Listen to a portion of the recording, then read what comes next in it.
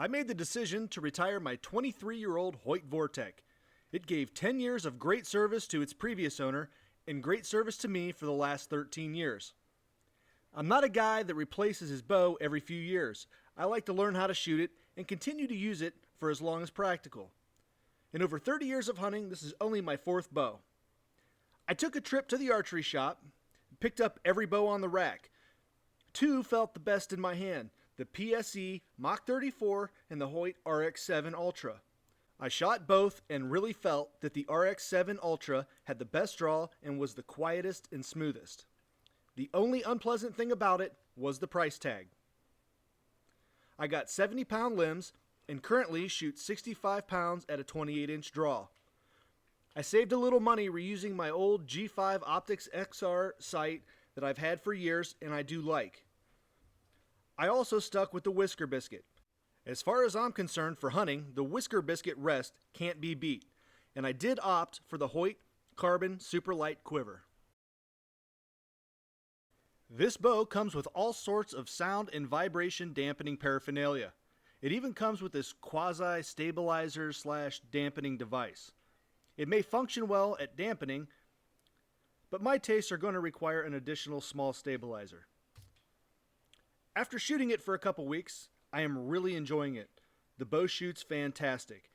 The good thing about going from a 23-year-old bow to a new top-shelf bow is being able to see and notice all of the innovations over that time. I came up with a way to try to show just how quiet this bow is. The first is a camera set up next to the target while I shoot at 20 yards to hear what your target would hear.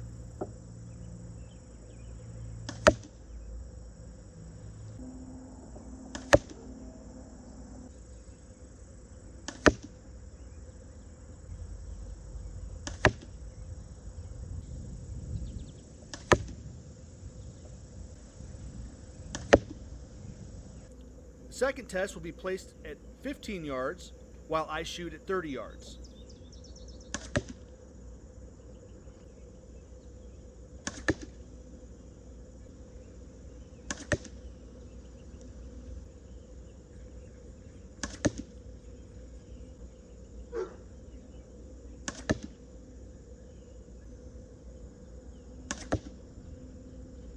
And the third will be placed next to the target while I shoot at 30 yards.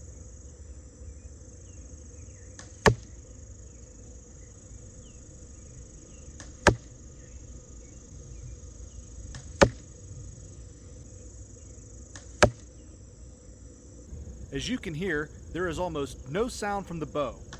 By far, the loudest part is when the arrow hits the target. This can be ultra valuable to help avoid a deer jumping the string at the sound of the shot. As far as an accuracy test, it's not like you can shoot it off of a bench. Just believe me when I tell you, any shots that are not in the center are all my fault. At 20 yards, I don't even want to risk multiple shots at the same spot to avoid destroying my other arrows. In probably everyone's case, the weak link will be the shooter, not the equipment. If you're ready for hunting season like we are, like and subscribe. Here are a few thoughts to wrap up the video. I really like this bow. With any luck, I'll be shooting it for the next 20 years. I will say this rig is probably going to be cost prohibitive for many people starting out. There's some very good shooting bows for a fraction of the cost. Don't feel like you have to buy something like this to kill a deer at 30 yards. You could pick up an effective rig for $300 or $400, especially if you're willing to research some quality used equipment that may be 5 or 10 years old. But if you've been at the game for a while, or you just really want an awesome bow, I would definitely recommend checking one out. Just because this was the right bow for me doesn't mean it'll be the right one for you. Handle a few bows and shoot a few bows. See what's comfortable for you. Thanks for watching.